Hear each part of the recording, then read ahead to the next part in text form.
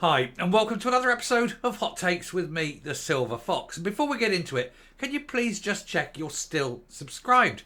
They're doing it again. It's almost as though it's a punishment for going over 10,000. I crack on up, and then there's a big drop.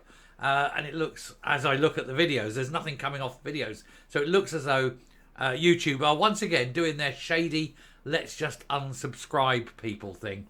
And I've had people in the comments mentioning this already today. So do please check. And of course, if you've yet to subscribe, now is an excellent opportunity. There's so many irons in the fire. There's Branchform, which we're going to have a look at now. There's the COVID inquiry. You've got the general election. All sorts of things coming up, and you won't want to miss any. So do please hit that subscribe button. Now, talking of Branchform, which is where we're going with this particular video, it appears that there is another revelation. Somebody whose signature was on these documents has denied that this was their signature. And at that moment, it becomes undoubted fraud. There can be no question. If it can be shown that a signature was faked, then charges must eventually come, because it is undoubtedly a fraudulent event. Let's take a look and see what's going on. Here goes. So there is, just so much bad. It's just so much. And there's always more. There's always another thing that they're finding. And you have to wonder, don't you? What is the limit? Operation Branchform Cops probing forgery claims amid fake SNP signature mystery. A source close to the police investigation has revealed that a person whose name is on the documents relating to financial transactions has made it clear that they did not write their signature. It is shady, isn't it? I mean, you've got all that money missing, vehicles being bought, all that stuff on credit cards, and somebody ultimately has to pay. Hopefully several somebodies. But it is quite clear now that a crime definitely has been committed. It's very difficult to forge a signature unless you practice a lot. I could forge my MD signature, but that's because I practiced a lot, and it took a long time. I'm not going to tell you why. All perfectly legal.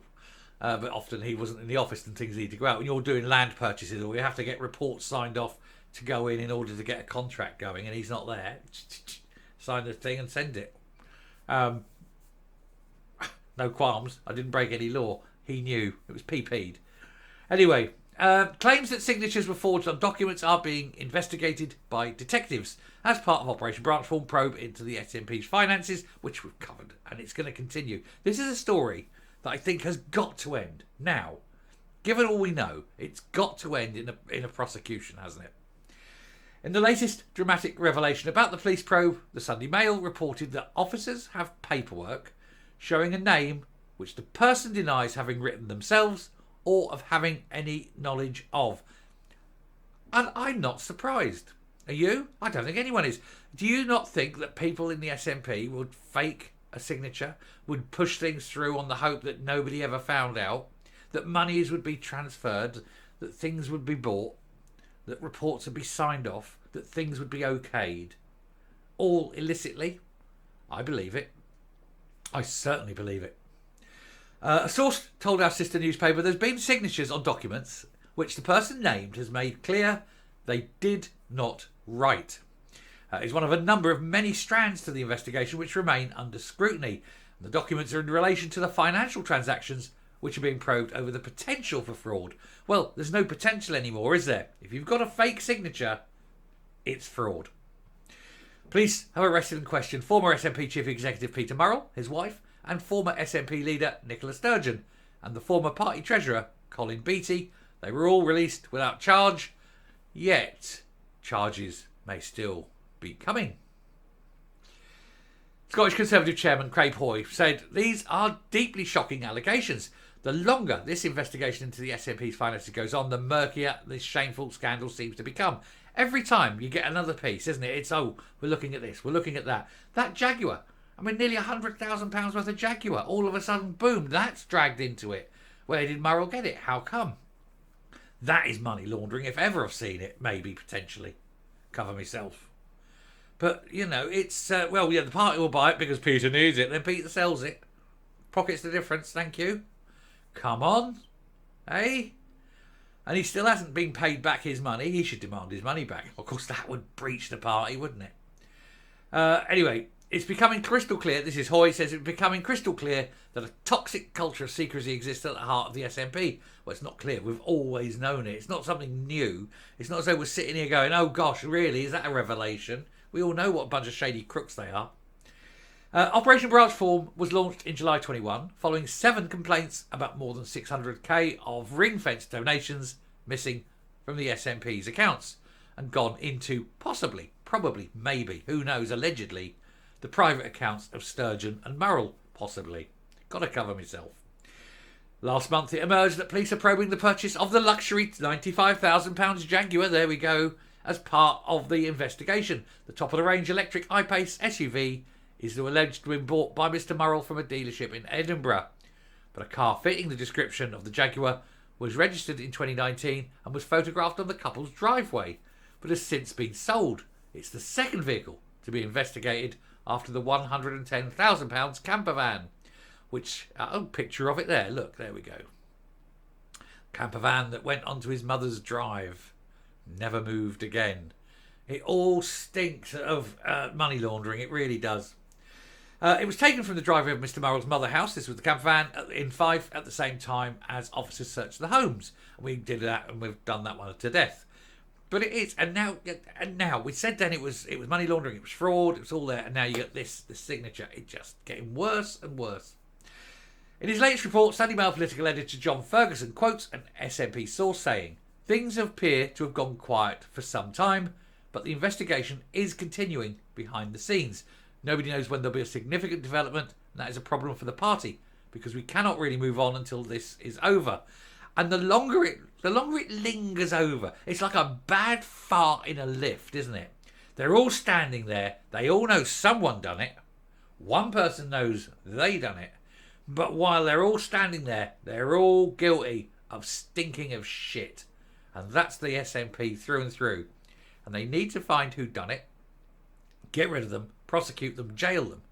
But even then, that stench is going to linger, isn't it? It's going to linger for a long time. And there's nothing they can do about it. Because most people who aren't rabidly foaming at the mouth, wild-eyed SNP supporters know how corrupt and criminal and stupid the SNP is.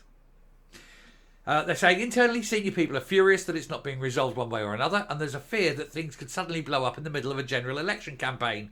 Oh, that would be a shame, wouldn't it? The police have been clear they will move at their own pace and that they are not going to be rushed or take political factors into consideration. But the fact is, this is having a huge impact on Scotland's politics and democracy. Well, you're the ones doing it. You cannot complain about a police investigation into criminality, when you are the damn criminals. Anyway, there are things Humza Yousaf could do to distance his administration from Nicola Sturgeon's time as First Minister, but he's clearly determined to stand by her, which does not make things easier, because he has a lack of political understanding. What he should do is he needs to resign. He needs to make sure that she is made out to be the scapegoat. They have to pick someone. It's got to be her. And everyone in the party needs to round on her and drop her in it. Somebody's got to pay. No one in the party wants to pay. They've got to make her pay. Ultimately, it's going to come to her because she is the one for whom the party revolved around. She was in total control. It's got to be her. And I would pay money to see her sitting in a cell in a little orange suit with little arrows on it. Lovely. Coming up.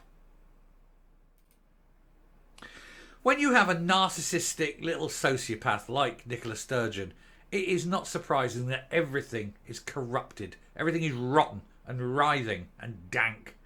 There is some kind of festering cancer, the tendrils of which reach out from inside her soul and then engulf her whole sort of her clique, her party, and then ultimately the country. She messes up, she destroys everything, she rips everything asunder in her goal for megalomaniac power. And that's all she has in her life. This ultimate desire to be the Messiah, to be the saviour of Scotland. And now her legacy is one of tragedy, of crime, of corruption, and of destruction. And it couldn't happen to a nicer girl. Thanks very much for watching. Do keep up with the story. Do please hit the subscribe button. They're being shady, as I said at the beginning. They are unsubscribing people randomly, so do please hit the button. Leave a like, leave a comment, please share the video. Until next time, stay safe, stay well, and I will speak to you later. Bye.